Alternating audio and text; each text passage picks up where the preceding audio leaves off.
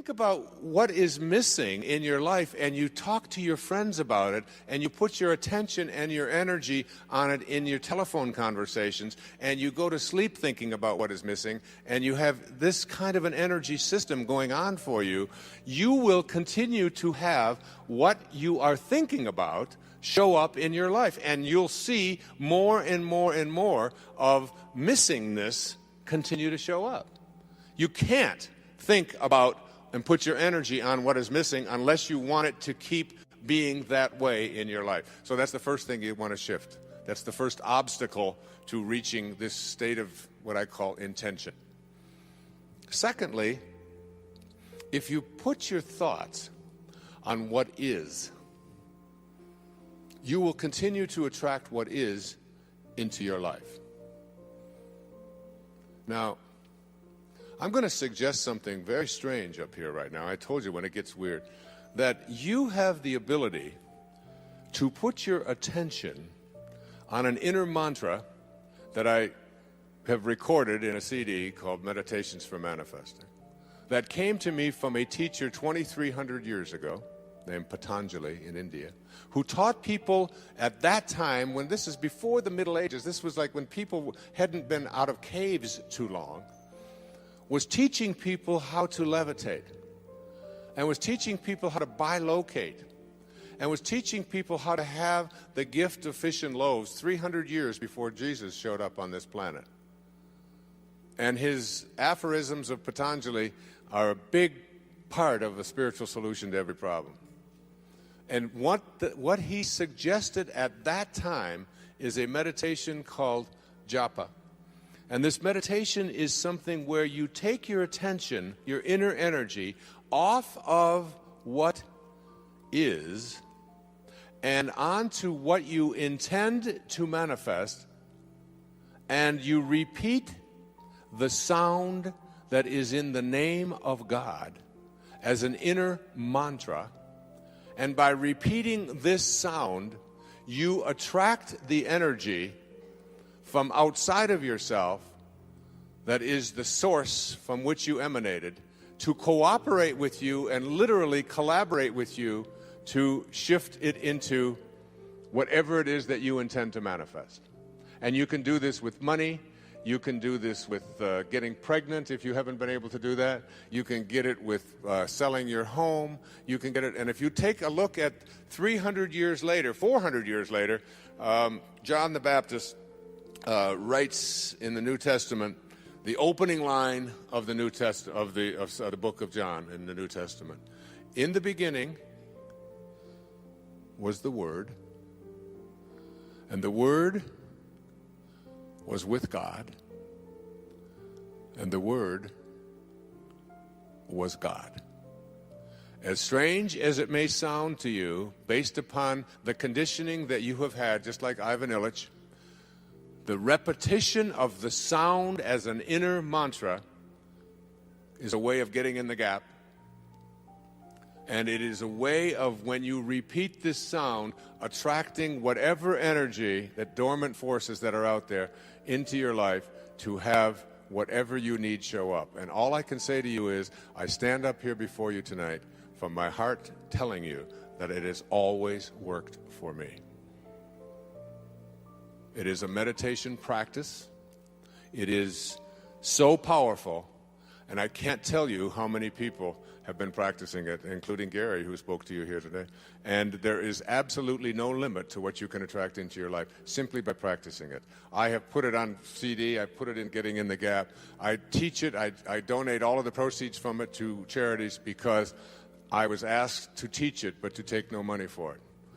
And I've been doing it for several years now. If your thoughts are on what is, let's just say you've got a disease process. Cancer, arthritis, the flu, a cold. If your thoughts are on, if you get a sniffle and your thoughts are on, this is in my nose today, but tomorrow it'll be in my throat. On Wednesday, it'll be down in my chest. On Thursday, I'll probably have a fever. I'm going to have to take Friday off. Now, it's Monday morning,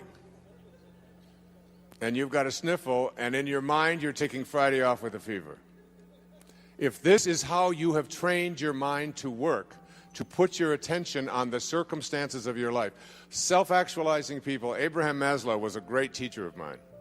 I was blessed to know him. I was blessed to be one of his devotees. He died on the 14th of June, 1970, in the same hour that I walked across the stage at Cobo Hall in Detroit receiving my PhD. In the same hour. He passed the baton on. He said, I've taught self-actualization to the academic world. Now you take it to the masses. And Maslow said, self-actualizing people are distinguished from everybody else with this sentence: they must be what they can be. They must be what they can be. And one of those 10 secrets for success and inner peace is that you can't solve a problem with the same mind that created it. And know this, that your mind created everything in your life that you call a problem.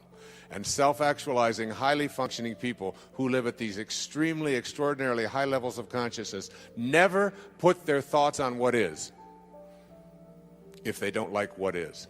Because if your thoughts are on what is, and you despise what is, and if you look at poor people, if you look at unsuccessful people, if you look at sickly people, if you look at tired people, if you look at addicted people, you will see people who put their attention constantly on their problems, on what is wrong, on what isn't working, on what I can't do, and so on. They'll tell you about it, they'll focus on it, and when your thoughts are on what is, and what you think about is what expands, you continue to attract more of what is into your life. When I had a practice, I had a woman who came to me who said, I just went through a divorce 7 months ago, and I've been dating, and I've dated 4 different men, and all 4 of them have used me as a sex object.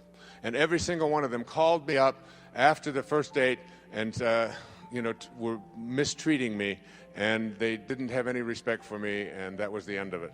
And she said, I'd like you to talk to all 4 of these men. And I said, there's only one common denominator here. You are attracting into your life what you are putting your attention on. It's called the Job effect. You can't think about what is missing, and you can't think and put your energy and talk about what is if you don't like what is. Can't do that unless you want more of that to show up. Third, you cannot put your attention or your thoughts or your energy on what always has been. If you put your thoughts or your energy on what always has been is what will continue to show up into your life. What always has been is the wake of a boat. Your life is a boat. It's heading up the river in that direction. And it's heading there at 40 knots. And you're standing on the stern, and you're looking down at the water, and as the boat goes in this direction, here you are looking down into the water, and what do you see? You see the wake. And what is the wake? The wake is the trail that is left behind. That's what the wake of your life is. That's what the wake of the boat is. And if you ask yourself the question, what's driving the boat? What's making this thing head in this direction? The answer is the present moment energy that is being generated by the engine, and nothing more is what's making the boat go in this direction.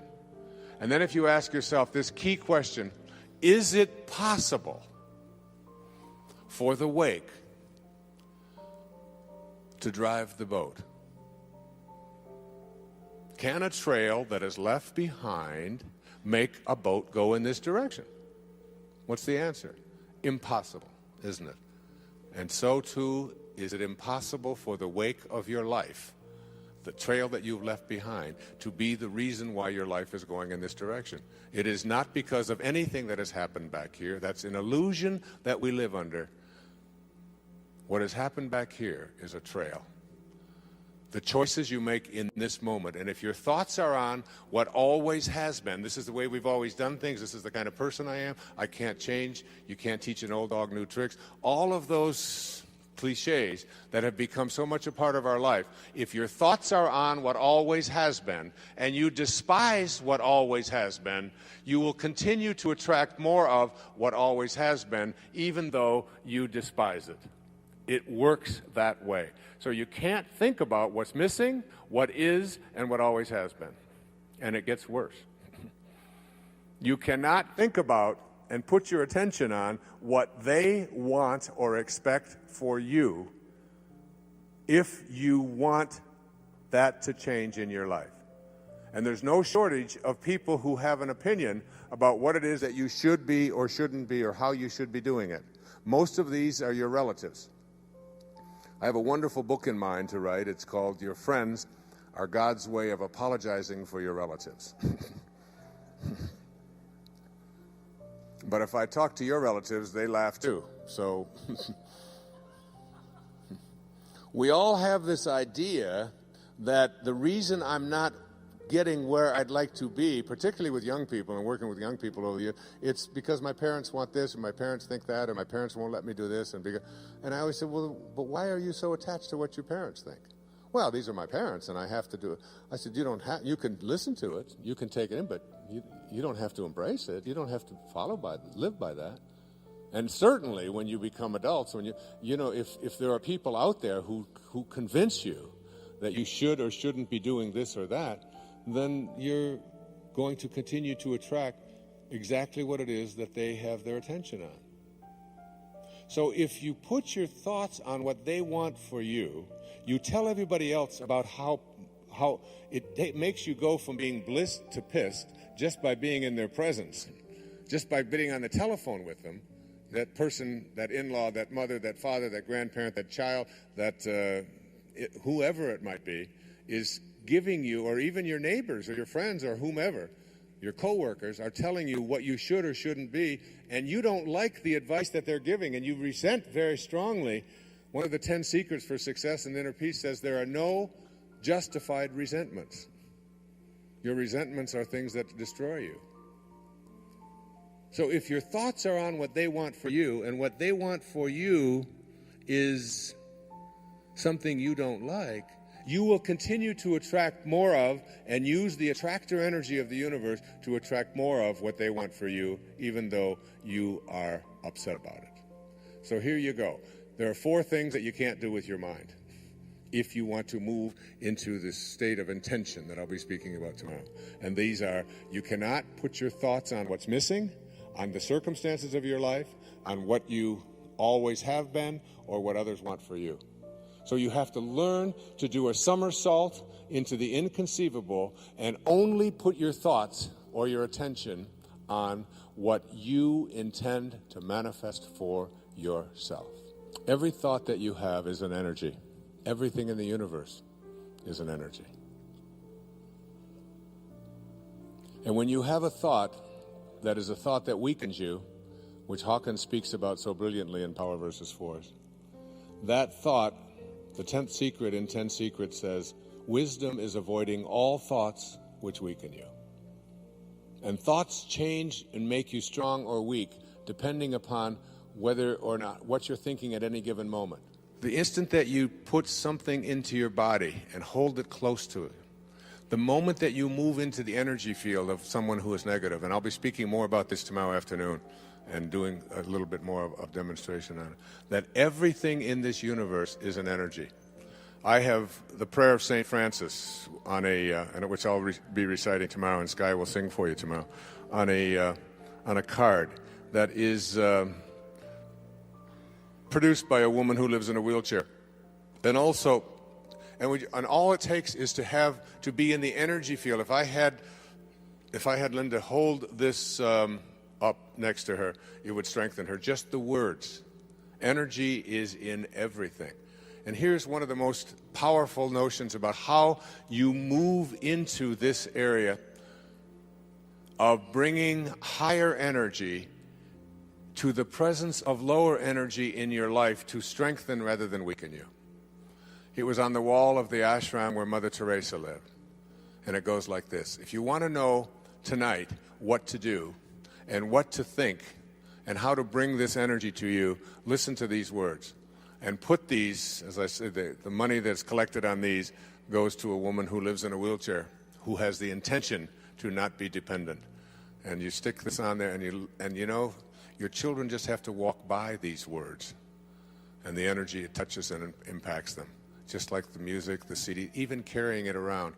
It's why I knew that Sky's CD would strengthen rather than weaken. You can take the Prayer of St. Francis, which she sings on there, put that on in your car and play it in a moment of frustration or anguish in traffic, and you know what? You can move the traffic. I know you laugh and you think that kind of thing is impossible.